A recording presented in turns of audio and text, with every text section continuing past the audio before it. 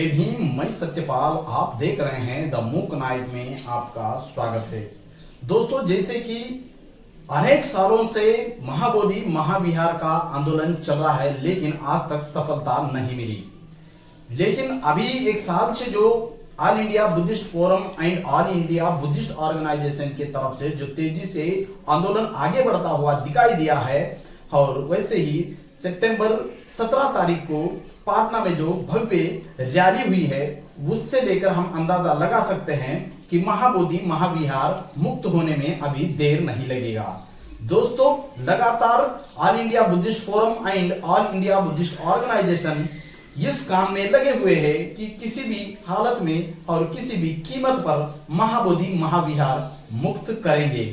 यह उनका निश्चय किया हुआ जो संकल्प जो है वह पूरा होते हुए दिखाई दे रहा है। दोस्तों, जैसे कि महाबोधि महाविहार का बीटीएमसी एक्ट निरस्त करने के लिए लगातार काम जारी है और आप देख ही रहे हैं, लेकिन आप इतना भी निश्चिंत ना रही है कि all India Buddhist forum and all India Buddhist organisation ने फाइट करने से ही वह मुक्त होगा, नहीं बल्कि हर घर के इंसान ने उस आंदोलन में भाग लेना उतना ही महत्वपूर्ण साबित हो सकता है। दोस्तों, आपकी भी उतनी ही उपस्थिति वहां पर अनिवार्य है, क्योंकि जितना ज्यादा बड़ा आंदोलन हो, जितनी ज्यादा संख्या में बौद्ध उपासक उपासिकाएं भिक्षु संघ वहां पर उपस्थित हो, उतना ही उस आंदोलन को ताकत मिल सकता है। दोस्तों, वरना 4-5 लोग या 5-10 हजार लोगों से यह काम होने वाला नहीं दिखाई दे रहा है, क्योंकि आप देखिए कैसे अनेक सालों से चल रहा है, लेकिन इतने बड़े आंदोलन होने के बाद भी सरकार की तरफ से कोई भी पॉजिटिव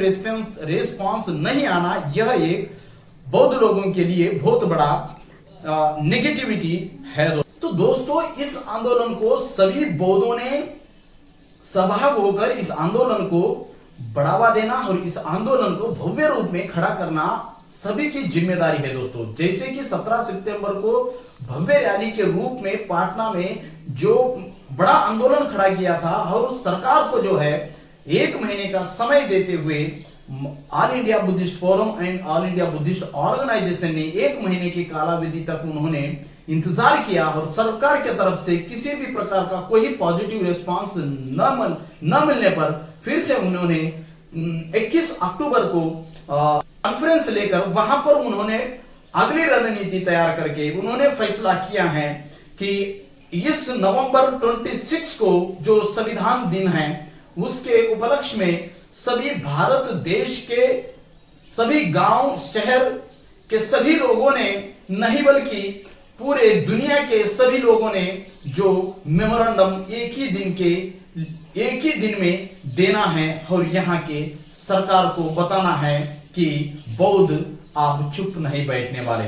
दोस्तों, उसका मकसद यह है कि यह मेमोरेंडम प्रधानमंत्री से लेकर राष्ट्रपति, गवर्नर, मुख्यमंत्री और आपके शहर के एसडीएम, कलेक्टर को आपको देना है। दोस्तों, जो जहां पर दे सकता है वहां पर वह ज्यादा से ज्यादा संख्या में देना है, ऐसा ऑल इंडिया बुद्धिस्ट फोरम की तरफ से सभी को निवेदन है। दोस्तों, आपको सभी को वह निवेदन पत्र मिल जाएगा, और आप आपके हिसाब से, आपके संगठन के हिसाब से वह जाकर पूरे गांव से लेकर शहरों तक आप वह मेमोरेंडम दे सकते हैं। दोस्तों, इसी से आपकी ताकत दिखेगी, इसी से आपके आंदोलन की ताकत दिखेगी। दोस्तों, तो आपको ऑल इंडिया बुद्धिस्ट फोरम आह्वान कर रहा है, आपको all India Buddhist forum and all India Buddhist के ऑर्गेनाइजेशंस आपको गाइडलाइंस कर रहे हैं। तो आपको सभी को, हर घर के इंसान की जिम्मेदारी बनती है कि वह अपने धम्म की और उस महाबोधि विहार की रक्षा करने के लिए 26 नवंबर 2024 को सभी अपने घर के बाहर निकलकर एकजुट होकर आप उस निवेदन पत्र को आपके परिसर में एसडीएम हो, कलेक्टर हो, इनके थ्रू आपके मुख्यमंत्री, गवर्नर और प्रधानमंत्री, राष्ट्रपति तक यह निवेदन पत्र आपको सौंपना है। दोस्तों, इतना ही नहीं बल्कि इसके आगे भी इस आंदोलन में जुड़े रहकर आपको इस आंदोलन को सफल करना है। दोस्तों, इस आंदोलन को विफल करने के लिए अनेक षड्यंत्र काम कर रहे हैं दोस्तों। अंदरूनी जो कुछ लोग, जो अपने कहने वाले भी कुछ लोग इस आंदोलन को विफल करने के लिए बहुत जोर लगा रहे हैं दोस्तों। बीटीएमसी एक्ट जिस प्रकार से उसमें उस बीटीएमसी में काम करने वाले बौद्ध भिक्षु वह खुद इस आंदोलन को समर्थन नहीं दे रहे हैं दोस्तों। यानी इसका मतलब है जिस कमेटी के लिए फाइट कर रहे हैं उसके अंदर के जो भिक्षु है, उस कमेटी में रहने वाले, वह भिक्षु न्योता देने पर भी किसी भी कार्यक्रम में नहीं अटेंड होना, किसी भी आंदोलन में नहीं सहभाग होना, वह खुलकर कह रहे हैं कि हम नहीं होंगे। जिस प्रकार से जानकारी के मुताबिक कमेटी के भिक्षुओं की फोटोज और उनके जो नाम है मैं आपको बताना चाहूंगा दोस्तों। जो चीफ मॉन्क है, जो चीफ भिक्षु है, वह भिक्खु चलिंदा, और दूसरा भिक्षु है निमा लामा, दूसरा भिक्षु है दीपान भंते, और भिक्खु धम्मिका, भिक्खु ससाना, भिक्खु कोंडिन्ना, भिक्खु दीनानंद, भिक्खु बुद्धरतन, डॉक्टर मनोज भंते, और इसमें सबसे अहम रोल है श्री संजय मिश्रा यानी ब्राह्मण। तो दोस्तों यही भिक्षु लोग हैं जो कि महाबोधि विहार में आपको दिखाई देंगे। जबकि आप चिवर वहां पर तथागत बुद्ध के प्रतिमा को चिवर दान करने या चढ़ाने जाते होंगे, तो इसमें से कोई ना कोई एक वहां पर चिवर चढ़ाते हुए, आपके हाथों से चिवर लेते हुए दिखाई देगा। और इनके अंदर किसी भी प्रकार का कोई विनय दिखाई नहीं देगा, ना कोई संयम दिखाई देगा। आपको इनके बिहेवियर से ही पता चलेगा कि ये लोग कैसे हैं। दोस्तों जिन लोगों में जो मिश्रा, संजय मिश्रा है, वो तो बड़े बेशर्मी से वहां पर जाकर वह हाथ में घंटी लेकर पूरी के पूरी ब्राह्मणी तौर तरीके से वहां पर हर रोज पूजा करता है दोस्तों। आपको दिखेगा, सुबह और शाम में आप जाइए, यह वहां पर दिखाएगा। और इसकी जो फोटो है पूजा करते समय, ये जो रिकॉर्डिंग है, ये भी आप देख सकते हैं। जो घंटी वहां पर बजाकर हिंदू तौर तरीके से, ब्राह्मणी तौर तरीके से वो पूजा करता है दोस्तों। सोचने वाली बात यह है कि ये जो पाखंडी पंडित है वहां पर जाकर ब्राह्मणी तौर तरीके से पूजा करता है। कभी ऐसा आपने देखा है कि बुद्ध विहार में इस प्रकार से पूजा की जाती है, अंधश्रद्धा फैलाई जाती है? तो यह कितने बेशर्मी से वहां पर जाकर पूजा करता है जो ब्राह्मणी तौर तरीके से। चलो उस कमेटी में है तो यह बुद्ध के सिद्धांत से और बुद्ध की जिस प्रकार से वंदना है उस तरीके से न करते हुए वह उस कमेटी में ही रहकर पूरे बौद्ध धर्म को ही कलंकित कर रहा है दोस्तों। इसकी मजाल देखिए, ये खुद घंटी लेकर जाकर, साथ में उसके कुछ नुमाइंदे भी होते हैं, और उसको लेकर जाके ये हर दिन वहां पर पूजा करता है, और इसका ही वर्चस्व वहां पर है। और यह कमेटी में भिक्षु लोग है, यह आप अपने तरीके से मस्त अपनी संपत्ति जमाए रखे हुए हैं। जानकारी के मुताबिक वहां के भिक्षु लोगों को कहीं होटल्स भी बने हुए हैं, अच्छे अच्छे ट्रैवल्स उनकी चल रही हैं, तो उनकी ट्रैवल्स एजेंसी तक चल रही हैं। एक एक के पास 50-50 गाड़ियां तक है, ऐसी जानकारी प्राप्त होती है दोस्तों। इसीलिए ही ये लोग जो है बीटीएम्स के अंदर जिसकी भी मैंने फोटोज दिखाई हैं, ये यही भंते लोग हैं। वह ये बीटीएमसी एक्ट का जो आंदोलन चल रहा है उसके खिलाफ यह लोग है दोस्तों, और ये नहीं चाहते कि बीटीएमसी एक्ट निरस्त हो और यह आंदोलन सफल होके बौद्धों के हाथ में यह महाबोधि विहार जाए। क्योंकि अगर ऐसा हो गया तो यह लोगों की संपत्ति, यह लोगों का जो आने वाला जो पैसा है वह बंद हो जाएगा, यह लोगों को वहां से हकाल दिया जाएगा। ये इनका डर इनको सता रहा होगा दोस्तों, क्योंकि इन्हें महाबोधि महाविहार के मुक्ति आंदोलन में इनको न्योता देने पर वे वहां पर नहीं उपस्थित होने की जानकारी प्राप्त होती है दोस्तों। इन्होंने साफ नाकार दिया है, और ये इतना भी इनको ये कह रहे हैं बेशर्मी से कि इसके मैसेजेस हमको ना भेजे तो अच्छा है। ऑल इंडिया बुद्धिस्ट फोरम के तरफ से इन्हें कुछ इस आंदोलन के तहत इनको मैसेजेस भेजने से तो वे साफ नाकार दे रहे हैं कि हमें यह मैसेजेस नहीं दिया जाए, हमें इस मैसेज आप क्यों भेज रहे हो? क्या ये बुद्धिस्ट मॉन्क्स नहीं है?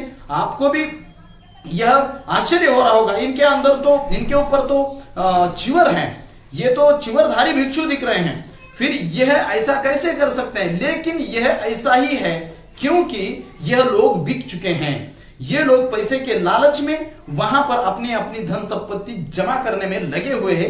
इसलिए ही महाबोधि महाविहार को मुक्त होने के लिए यह विरोध दर्शा रहे हैं। दोस्तों आपको लग रहा होगा ये तो चिवरधारी भिक्षु दिख रहे हैं और यहाँ पर कैसे ये ब्राह्मणों का कब्जा हो सकता है। तो दोस्तों यह जाहिर सा लोगों के अंदर डाउट भी आ सकता है इनके ऊपर जो चिवर देख के, लेकिन चिवर के भीतर जो महाबोधि महाविहार को समाप्त करने के लिए बैठे हुए जो गद्दार लोग आप देख रहे हैं, क्योंकि मैं एक सबूत आपको दिखाता हूं इनके चारित्र्य का। ये मूर्तियां अंदर कैसी पहुंची? महाबोधि महाविहार में गणेश की मूर्ति कैसी पहुंची?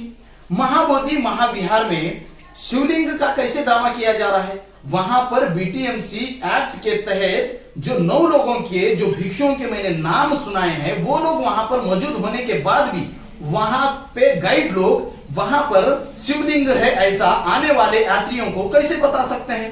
क्योंकि इसमें बीटीएमसी एक्ट में मौजूद ये 9 लोगों के कमेटी के यही लोग सब वहां पर करवा रहे हैं। इसीलिए बोध चिंता जताकर अभी भव्य आंदोलन उन्होंने खड़ा किया है। दोस्तों यही लोग है उस महाबोधि महाविहार को बर्बाद करने के षड्यंत्र कर रहे हैं और उसीलिए वहां पर वो गणपति की मूर्ति अंदर लाकर रखी गई हैं और खुलेआम वहां पर प्रचार किया जा रहा है कि शिवलिंग है। और इसी प्रकार से अभी जैसे भी महाबोधि विहार का मुक्ति आंदोलन तेजी पकड़ा है, तब से वहां पर आरएसएस और हिंदू संगठनों की जो गतिविधियां हैं वो तेजी से आगे बढ़ रही हैं और उनके एक्टिविटीज बढ़ रही हैं। दोस्तों जैसे कि वहां पर पिंडदान का कार्यक्रम हो, वहां पर शिव की पूजा हो, ये सारी चीजें वहां पर हो रही है। दोस्तों तो आपको अभी चुप नहीं बैठना है, हर घर का आदमी महाबोधि विहार के लिए निकलना है और इस आंदोलन को सफल करना है। और उसके लिए आपको 26 नवंबर को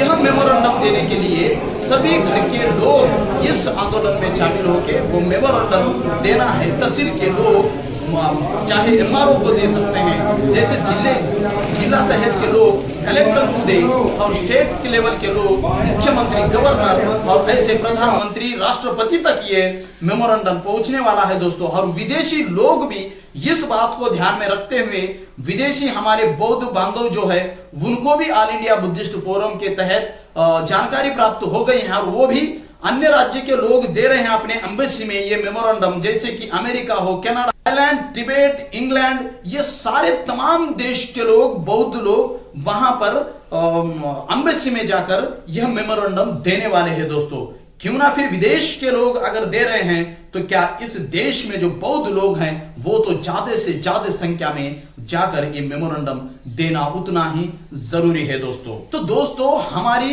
स्ट्रेंथ ही हमारी ताकत है, हमारी यूनिटी ही हमारा बल है। दोस्तों तो सभी ने अपनी जिम्मेदारी समझकर अगर खुद को बाबा साहब बुद्ध सम्राट अशोक के वारिस अगर हम समझते हैं तो इस आंदोलन के लिए 25 नवंबर को यह मेमोरेंडम सभी ने देना है और 27 नवंबर को बुद्ध गया में ऑल इंडिया भिक्षु संघ का यानी सभी भिक्षुओं की बड़ी सभा होने जा रही है। तो उस सभा में सभी बौद्ध भिक्षु जो चिवरधारी हैं और जो उपासक भी हैं वो भी भाग ले सकते हैं। दोस्तों और इस आंदोलन को सफल करने के लिए अपना योगदान दे सकते हैं। दोस्तों जुड़े रहिए अगली खबर के लिए इस सत्य के सफर में द मूक नायक के साथ। मूक नायक आपकी आवाज बनेगा।